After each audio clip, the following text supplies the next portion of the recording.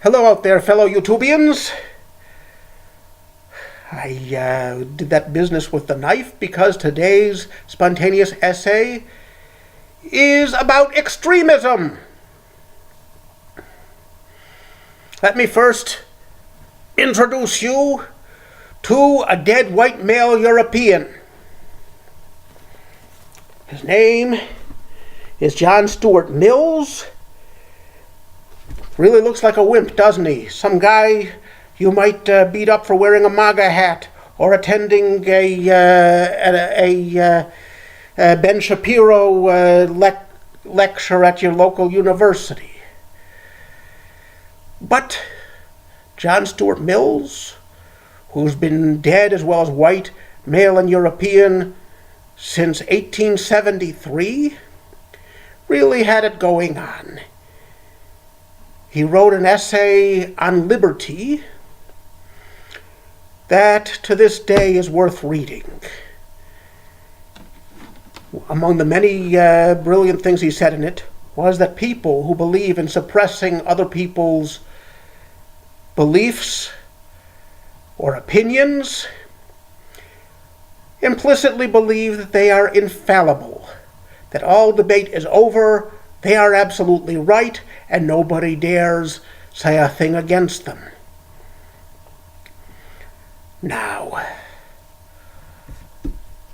furthermore, he says that people who are in the habit of suppressing opposing views tend to become intellectually flabby to the point where they can't really defend what they believe and really don't feel it. It becomes ritualized and given only external service until someone comes along and successfully gets an opposing viewpoint across, which might not even be a very meritorious one, but they don't know what to say to it because they've been emasculated by their intolerance of opposing views.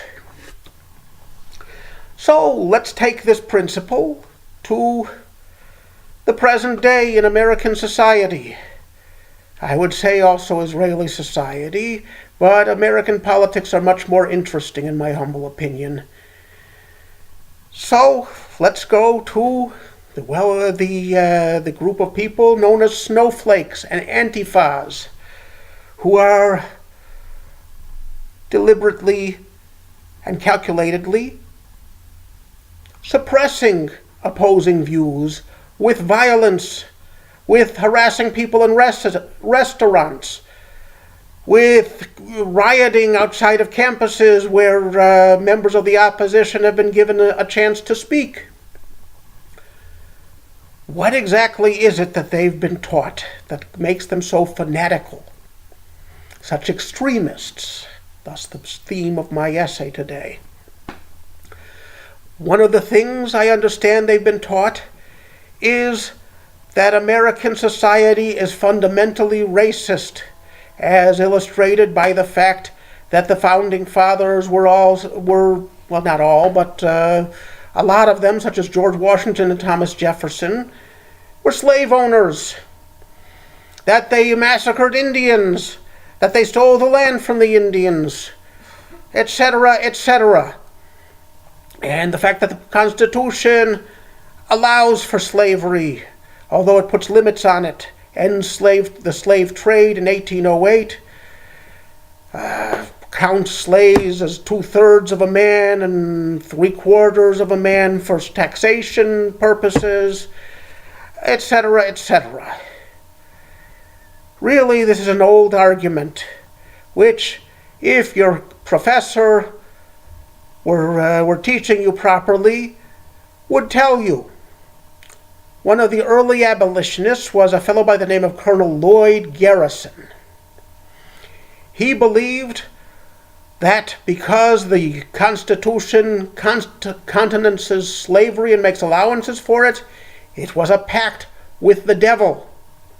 And therefore it was incumbent on all good Christians to secede from the union created by the Constitution and rid themselves of this evil institution and the people who practice it. Ironically, he is a dead white European male as well. And his protege, an escaped slave who gained his freedom and educated himself and became his student and greatly admired him, was a fellow by the name of Frederick Douglass, also one of the founding members of the Republican Party. And Frederick Douglass examined his argument about the Constitution being fundamentally racist and a pact with the devil, etc., and he broke with him. He determined that really the American Republic, despite its many flaws and also many crimes committed within its framework, is fundamentally oriented toward the equality and freedom of all people. He wrote in his autobiography that he concluded that every time the slave owners of the South salute the heroes of the Revolution, they doom themselves because they are committed to an institution which was a contradiction to it and to the principles on which it was founded. And he is not alone in the African American community. Martin Luther King, the great liberator and educator of the American South and North during the 1950s and 60s, who died by an assassin's bullet, had a dream that one day the sons of former slaves and former slave owners would join hands and sing in the words of the great Negro spiritual, "Free at Last." He had a dream that America would one day live out the true meaning of its creed. So these so-called teachers who spurn the founders, spurn the opinions of all dead white male Europeans, are actually rejecting the proven and accomplished opinions that were implemented during the war between the states and during the civil rights movement by two African Americans in favor of a dead white male European, Colonel Lloyd Garrison, whom history has proven wrong. And even during his time, the people who followed his opinion were called barn burners, because they compared them to a farmer who was so upset that there were rats in his barns that he burned it down, horses, cows, chickens, goats, and barn owls and all, because he just couldn't stand the idea that there were rats in his barn. So I have to ask these people that teach these fake doctrines about the evil of the United States and how fundamentally racist it is from the get-go, what is it that they're thinking? Why are they doing this to impressionable young minds? And John Stuart Mills doesn't give us any good reason, because he assumed that people just want to have a debate and decide on what's the truth, and that's all they really care about. So let me introduce you to another dead white male European. I have no pictures of him, but his name was Eric Hoffer. He wrote a number of short pamphlets or books or long essays, one of which was The True Believer, which talked about mass movements. And right now, I believe the snowflake and Antifa people, for rightly or wrongly, are a part of a big mass movement against America, against Americanism. They want whatever it is they want, but there are some, Eric Hoffer says, that there are some common elements in all mass movements. Probably in the ancient Israelites following Moses out of Egypt, certainly in Christianity, certainly in communism and Nazism, and so too in the resistance movement, as it's called, and I put that in quotes. The first part is, a true believer, in order to want to join a movement, has to be very discontent with life. Has to believe his life is irreversibly ruined and can never get any better, unless he changes everything. He also has to believe in some great new messianic era that he is going to be bringing in to the world. Excuse me. That's my opinion, perhaps, unconsciously expressed about the resistance movement so popular right now among young people and old leftists, etc. So let's examine the snowflake movement more carefully. They have been miseducated, as I've said. They've been taught either that since they are white, they are a part of the white oppressors who are privileged and dominate the United States. If they are black, they have to believe, even if they were born in a middle-class family and live a pretty nice existence, that they are oppressed. A policeman can see them going around being black around them and arrest them for almost nothing at all, and maybe even shoot them. And that's part of a genocidal white privilege plot to kill them all. I don't deny there have been blacks who've been killed without cause in the United States. There are whites who are the sons and daughters of privilege. Oddly, they are all, or not all, really all is a bad term, but many of the privileged people are the ones who are most prone to be left-wing and snowflakes or Antifas or Occupy Wall Street types. They're doing pretty well for themselves and they feel terrible about it.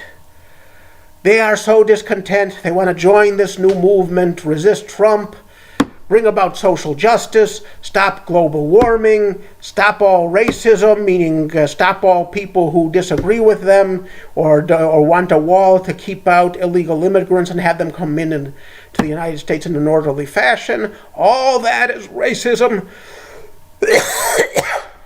not to mention fascism.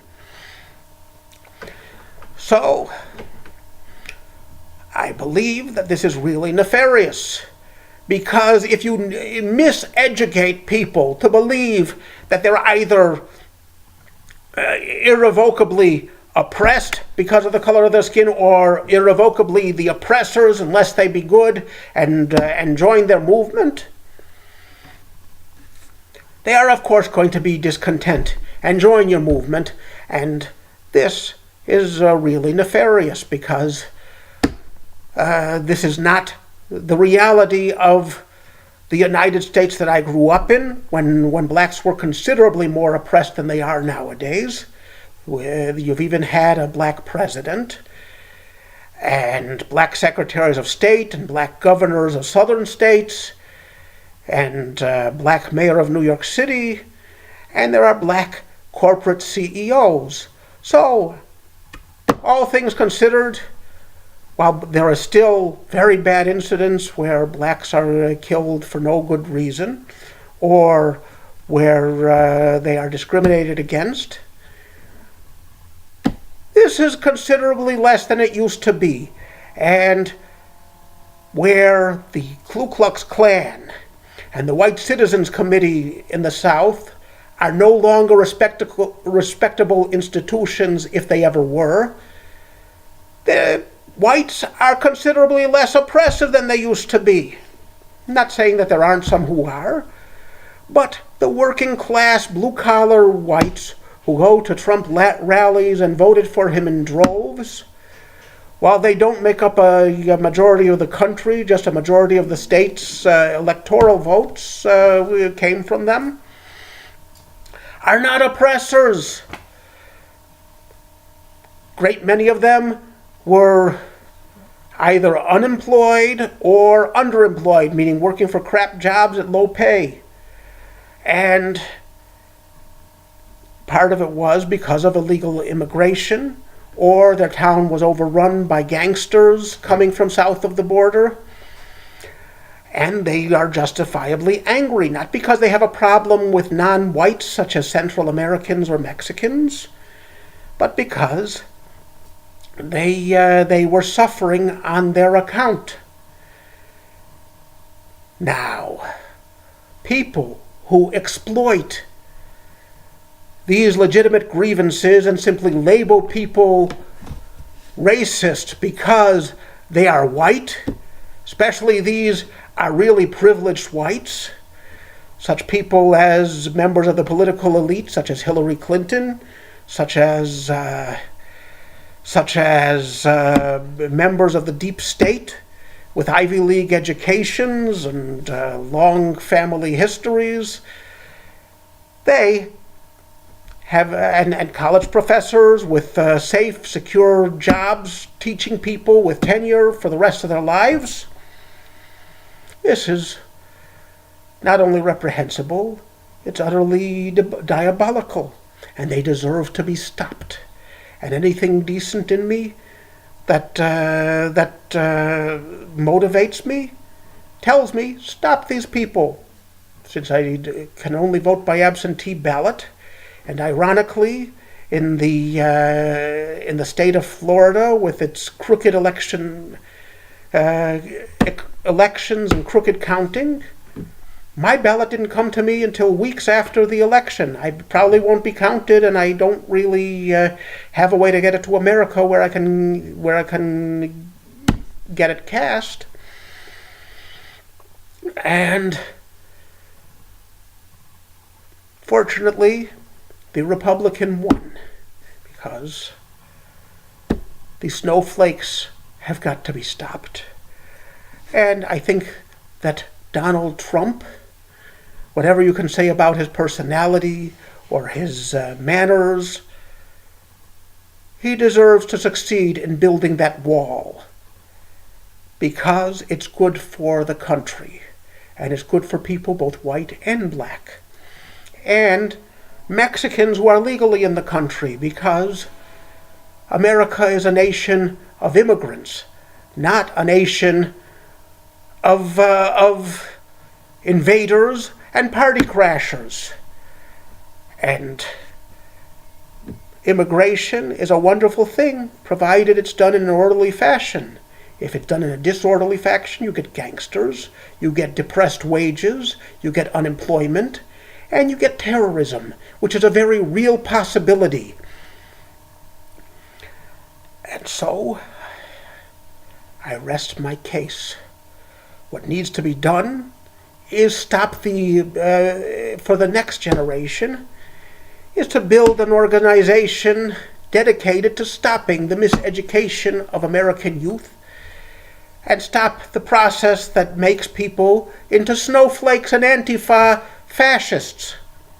It's ironic that they use that name, because that's really what their ideology amounts to.